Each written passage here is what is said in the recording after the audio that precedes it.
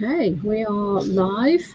So welcome to this session. My name is Alison Ainsworth. Today I'm hosting a session that links to the session we previously covered on working with autoimmune conditions. And as part of National Rheumatoid Arthritis Week, we are holding this session to highlight the impact of the condition in terms of the workplace. I'm joined by some of my esteemed colleagues today, and I'll ask them to introduce themselves. So, Jill, do you want to go first?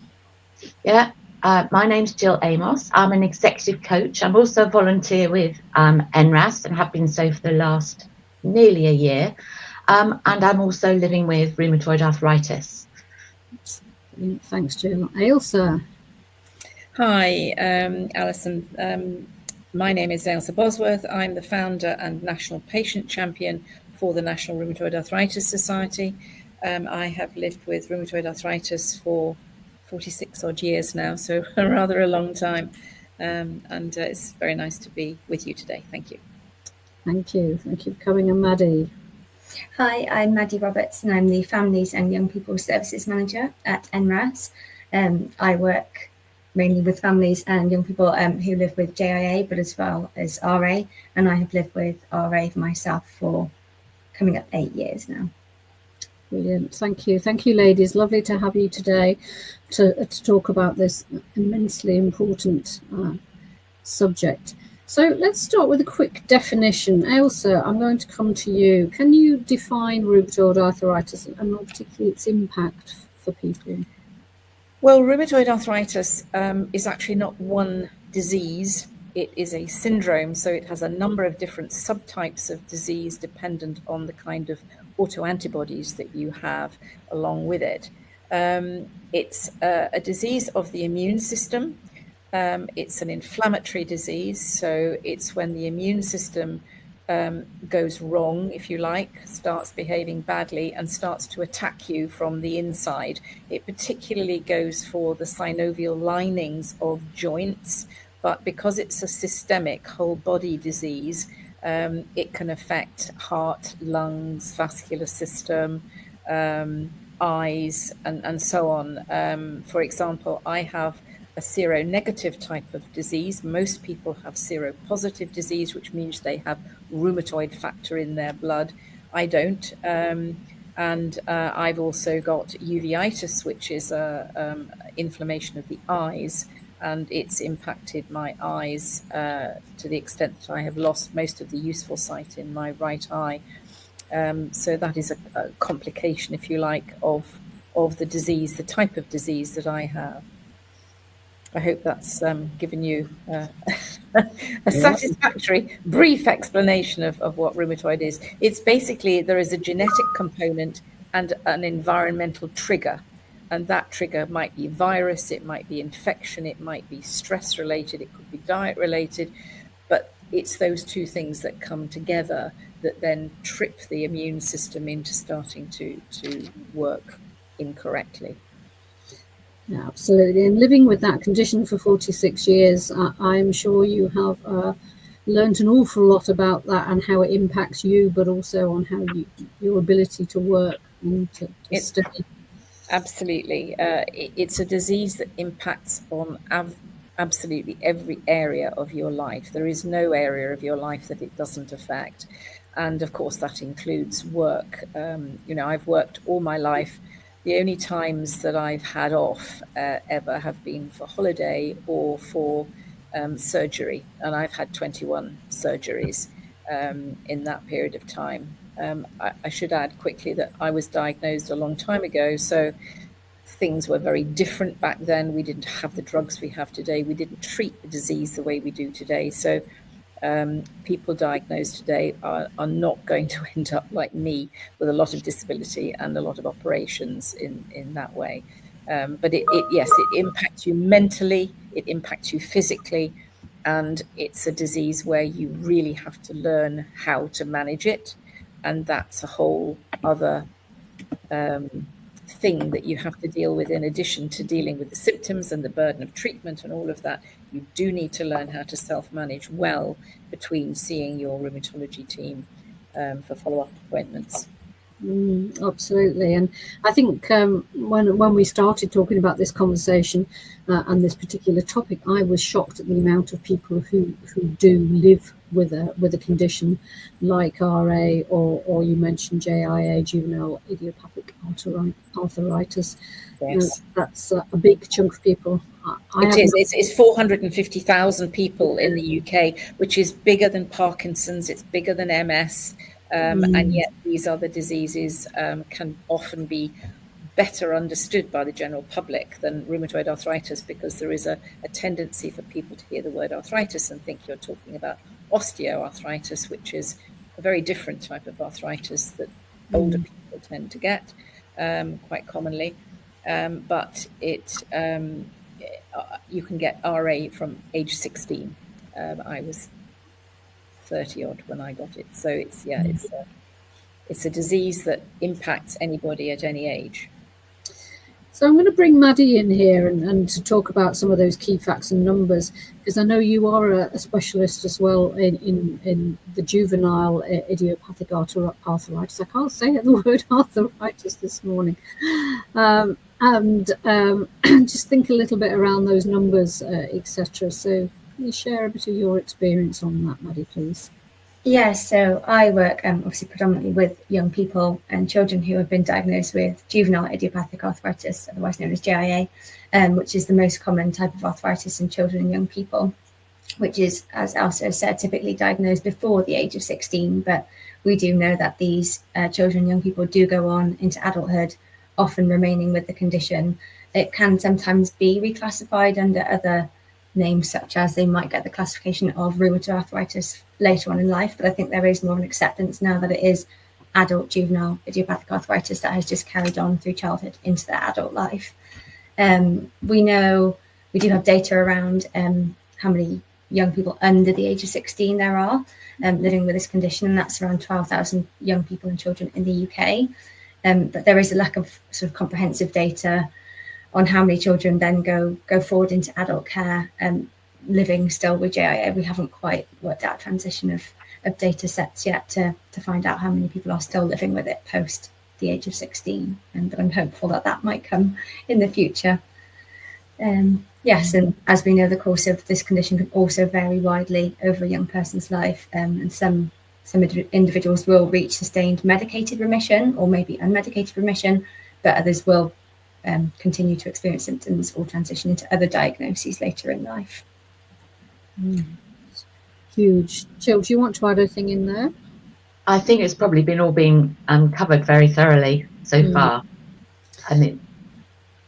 Okay, well, I'll come back to you then in terms of linking the impact in terms of our working lives. So we've talked about the amount of people who are suffering from this, and you know, having been diagnosed, as all of you have, and I know, having been on that journey with Jill herself, how has it impacted you in terms of your working life, and what did you have to take into consideration? It's a really interesting question, because there was the impact before diagnosis, when you know something's not right, and then the impact on diagnosis, if you see what I mean, when you've actually got a label for it, which is probably where I'll start from. But it's because, as Elsa said, it's quite systemic, so it can attack different parts of the body, so primarily the joints. So if you're doing something that's very, very physical, you may well have to rethink what you do, because what you want to do and what your body can do can be in two different places. But also it's things like fatigue. I mean, some people, their main symptom is fatigue. It's huge fatigue. It's like walking around with a 10-ton lorry strapped to the back of you. And they're constantly feeling like they're ploughing through, I don't know, loads and loads of treacle with anything they do. And that obviously affects your stamina, so for the length of your working day. So it's actually learning to do that. It's also things like challenges with sitting and standing sometimes. Sitting for a long period of time can be really, really painful when you stand up, or conversely, standing for long periods of time. So what sort of job are you doing? Do you need to have adaptations made either way? So it's physically, what can you actually deal with? And also it's the impact your medications have. How do you respond to the medications that you're given? How do they help? And in some cases, they can, if you're not on the right medication, first of all, it can be all sorts of side effects, and also just not working for you as well. Personally, for me, there's a type of work I can't do anymore because I just cannot write fast enough, which is assessment centre, being an assessor, because my hands and fingers just aren't up to it anymore. For some people, it's much more pronounced than that, and there's plenty of other work I can do. I think one of the key things is actually conversations with your manager about what is possible and what you need to do about it. And with mine, I was working with people who are quite happy to make any adjustments and to go with the flow. But I think it's that very difficult personal transition period when you're already being diagnosed with something which is life-changing, and then realise you may need to transition your career and what you do. And that's huge to go through because it's so much part of your working identity and a part of who you are. So you've got two personal transitions to go through. One is understanding that you've got a life-changing transition. Secondly, the knock-on impact, and thinking about all sorts of things like job security, carrying on working, what can you do, all of those things as well. And how can you still do what you love to do? Yeah, earlier, Elsie, you had a quote around why work is so important, and I think it's such a good point that you make there, Jill. Elsie, can you remind me of the quote? Was it? Sure. It's, I mean, work is, this is a quote by Dame Carol Black, work is central to human existence and the motive force for all economies. For individuals, it provides structure and meaning and is good for people's health and well-being, as well as their financial health and prosperity, and moreover, work benefits families and is socially inclusive. And I think that's just, it sums it up, isn't it? It's the reason so many people get out of bed in the morning, because they need to go to work. They need to obviously provide for themselves and their families. And if that provision is threatened in any way, whether it's by a long-term condition like RA or for any other reason, any other type of illness, it causes tremendous anxiety and mental upset, because if you can't provide for yourself and for your family,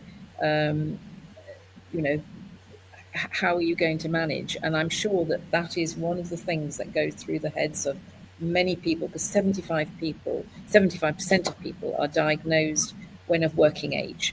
And often it's between that 40 to 60 age bracket. And that's often when you're in the middle of bringing up young children, you're progressing through your career and so on. And sometimes at the other end of that, the sort of 60 plus end, you're starting to look after your parents and so on in many ways. So it's a very difficult period of life in all kinds of ways. And then if you get saddled with this diagnosis on top, it can be very emotionally upsetting and draining when you're trying to work out, can I stay in my job? Is my employer going to, understand what I'm going through? Are they going to help and support me? Or is this going to limit my prospects in my job? I've been very fortunate in that I've had reasonable autonomy most of my life in terms of what I can do. Do I need to go and have a blood test done this afternoon? Yes, I can go and do that without any difficulty. But for many people, that has been and is a major problem. And especially around diagnosis, when you're ill for quite a long period of time before you get your disease under control with the right medication. And you have a lot of time off at that period, and that can be very worrying for many people. So I think there needs to be an awful lot more understanding about chronic disease by employers, especially the employers who are the smaller to medium-sized enterprises, which makes up most of the employers in the country, who don't have HR departments and whose line managers may not have any training in how to manage people with chronic long-term disease like RA, especially a disease that fluctuates. I can do this one day But tomorrow I can't do that because I'm in a lot of pain suddenly. And pain is invisible. Fatigue is invisible. And Jill described it so well. These are things that are difficult for people to talk about. And you don't want to whinge in the workplace all the time. You just want to get on with your job, don't you? So I think it depends very much on what it is you do as a career, and whether there are adaptations that you can make with your employer to do something that may remove some of the difficult elements of your job but still stay in that role. Or do you have to think about changing careers or shortening your working hours? These are all big decisions that people have to make, and sometimes can be quite alone in making those decisions. I think I'd just add into that. I think the other thing that is probably that we haven't touched on there is the amount of time the self-management of the condition takes. And it's like having another part-time job. So the time to look after your diet, because that's really important. The time taken to do the exercise that's just keeping you moving. And that makes such a difference on so many levels to the condition. So all of that takes time too. And in a way that just needs to be acknowledged and supported, because sometimes people make unhelpful comments, which isn't good. But I think this idea, do I need to change, is also something else. And I think Maddie's just got such a lovely example around that. Yeah. Thank you, Jill. So I transitioned so I was diagnosed in my second year at university studying an entirely different subject of animal behaviour. So I was 19 when I was first diagnosed, and the disease did make its way around my joints pretty quickly. So I was quite disabled for quite a long period of time until my medication did eventually kick in and start working. And then again, as Elsa said, it can take a long time to find out what the right concoction of things you need to take can be. And that did probably take me a good couple of years. And in that time, I decided that actually the degree I was studying for wasn't something that I would be physically able to do in the working world initially. So I then put myself into a teaching degree afterwards, went into that and taught for a good few years. But ultimately, sort of after 2 or 3 years, it just became apparent that this wasn't going to be sustainable for somebody like myself. And as Jill has touched on, the fatigue was probably one of my biggest, or is one of my biggest symptoms now that my physical joint pain and things like that is all controlled. I would find it absolutely debilitating by a Friday after doing Monday to Friday with 4-year-olds all day teaching. I was just literally on my knees and couldn't get off them. It was incredible. And I just had to make a very big, very bold decision. And as Elsa said, the impact of those decisions, I didn't know financially what would happen. Coming out of teaching, you have to give a lot of notice. You have to give 3 months notice that you're going to leave that job, and that's a long time to not know what might happen at the end of those 3 months. And what will happen with paying a mortgage? What will I do next? And it did take a very long time to commit to that decision, but ultimately it served me really well since I've kind of got my life back, which I didn't have before. It was Monday to Friday, a zombie, recovering Saturday, Sunday, going back to work on Monday. And now I have much more to my life than that, which ultimately is what I can be thankful for now that I did make that decision for me, and I did have the bravery and courage to come out and do something different, because as much as I loved the job, it just wasn't something that was going to be sustainable for any length of time. Experience there. Well, thank you for sharing your story, Maddie. It's really helpful, and I'm sure a lot of people listening to this will also find that quite heartwarming. But from an employer's point of view, we also know we need to keep talent in the workforce, and we probably end up losing people because they can't make the adjustments, or we can't be flexible enough for whatever reason, or people just don't know what else to do. Like you say, if you've done something all of your life, how do you suddenly make a decision to say, well, I do need to change in order to incorporate other things? So if we think about that in terms of reasonable adjustments, what else comes to mind? How can employers support somebody with this condition? What can be what reasonable adjustments do you think can be brought in? Elsa, do you want to jump into that one? Sure. I mean, I think there are an awful lot of things that actually are quite simple and don't cost very much. So there's, if you're working in an office environment where you're working on a computer, so there are various ergonomic things that you can get, keyboards, mice, footrest, chair, adjustable height of your desk and your computer, and all of those things can be relatively straightforward to be done, and you can get a desktop assessment. I think these are things that are readily available, and employers are required to enable people to do that. But there are other things like there is a very well kept secret called Access to Work. It's a government scheme that provides funding for employers and individuals to help with things like if you can't do public transport, for example, you need a taxi to work, or you need to drive your adapted car to work. It can help pay for things like that. Making sure that you've got a car parking spot that's near to the door rather than on the other side of a 500-meter car park. There are all of these sorts of things are relatively straightforward. What is harder is if your loos are downstairs and you're upstairs and there's no lift and those sorts of things. So these are the kind of things that you've got to think about when you are looking for a new job, perhaps. Is it going to be in a location and near public transport, or is there going to be parking? And all of those things you have to think about. But a lot of it can be, done flexibly by the employer. Working from home, for example, if you're having a flare. In my experience, most people with RA work harder, if you like, to prove a point that actually they're not a drain on the workforce because of their disease. And they put in more hours, and they even work when they're feeling quite unwell. So the fact that somebody has got something wrong with them doesn't automatically mean that they're not going to be able to, produce good work and maintain their position.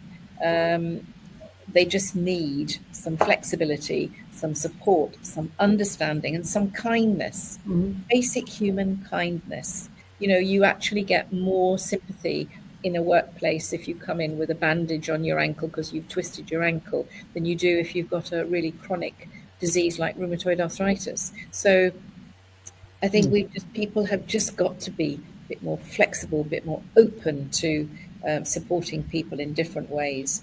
It's not rocket science, and it's not that difficult, and it's not that expensive always.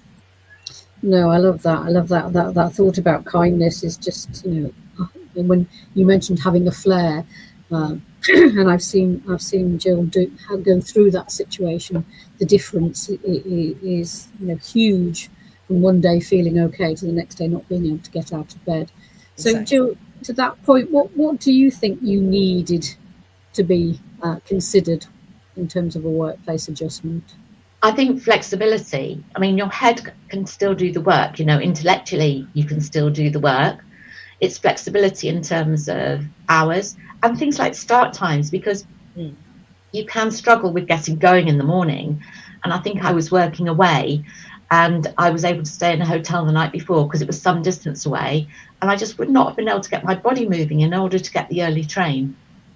And that was just fact at that point. And I'd never, ever had to ask for that before my entire working life.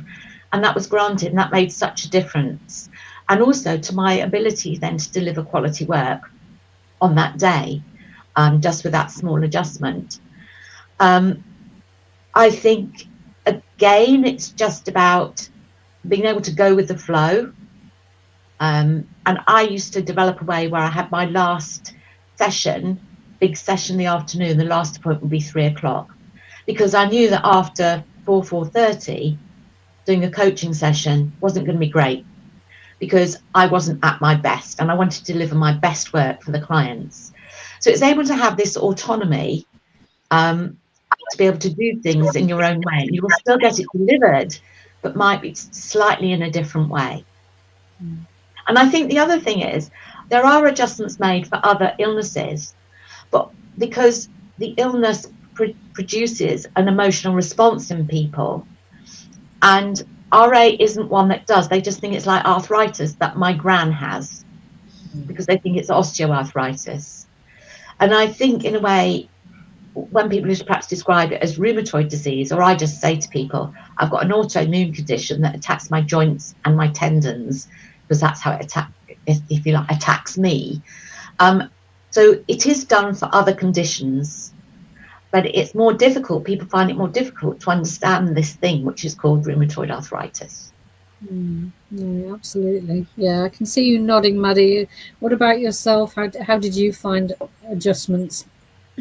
I was nodding then, just sort of thinking about how that perception would work in principle with children, because we don't assume that young people can have these conditions either, and what should be adjusted within even an educational environment, whether it be school or universities and things like that, because obviously these young people are our future workforce, and how we can empower them to have these adjustments made for them. So things like flexibility in attendance, so understanding that there shouldn't be penalties for missing school if they are unwell or have appointments and things like that they have to attend.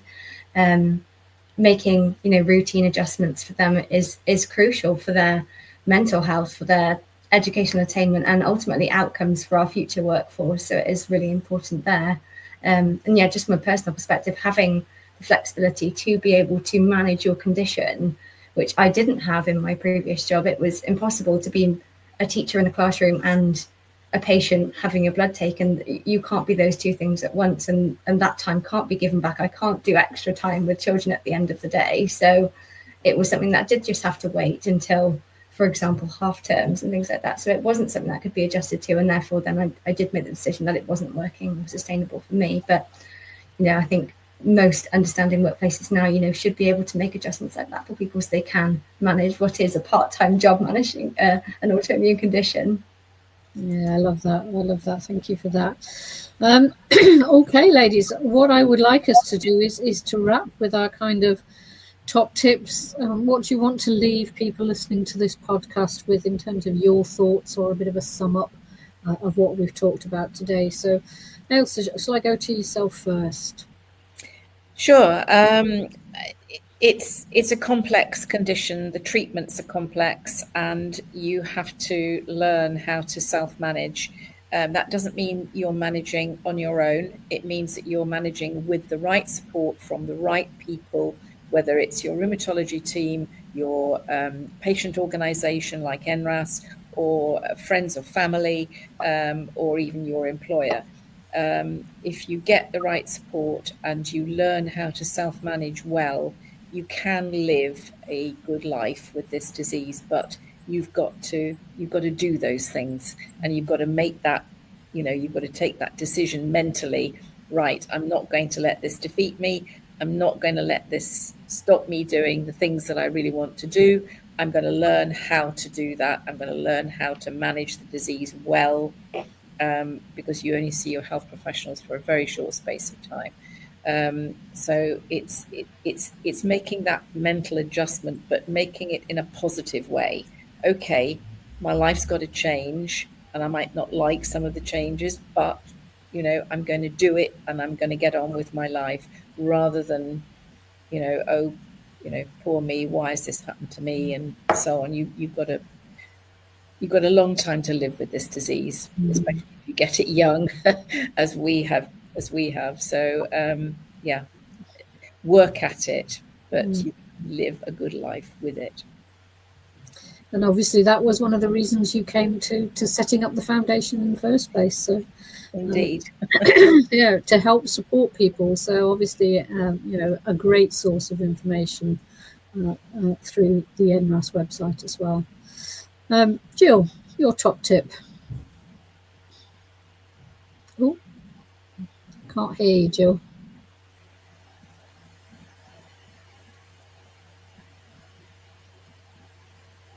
Right, that's better. Okay, sorry. Yeah, my mic went, so I had to switch to headphones, and I automatically switched off the mic. Anyway, I was just going to say, I think when you're coping with that transition yourself, is that Helen Keller quote. She was blind, deaf and dumb, and did a lot of social change in America. She said, when one door opens, when one door closes, another one opens. But you're often staring at the one which is shut for so long, you fail to see the one which has opened. And I think that is so true. It's a lovely quote, isn't it? And I think a lot of us can relate to that, staring at that door, hoping that it wasn't closed. But yeah, it's about that change and how you manage that. Maddie, you've been in that position. You've managed that change. What would you like to leave us with? I think just having courage to make those decisions for yourself and speaking to people. I found the more people I've spoken to about my condition, the more people I've probably slightly bored to death with about my condition, the more people have learned and understood and have asked almost less questions because they have more understanding. And again, they then treat you with more kindness and will approach your situation with much more kindness. And also to reach out to organisations like ourselves. I probably previously wouldn't have done that before actually having personally had an impact on people's lives through working with the charity. I see what difference that makes to people in their time of crisis, and had I had more courage back when I was 19 to do that, then I think it would have probably made a bigger difference quicker, rather than coasting the way I did for as long as I did. But, yeah. But you're doing it now. You're supporting yourself. So well done. Thank you. Thank you, ladies, all for sharing your different perspectives. Some really useful thoughts to leave our listeners with. Excuse me. So I'm going to end the recording now and wish you all a good day. Thank you for joining. Thank you. Thank you.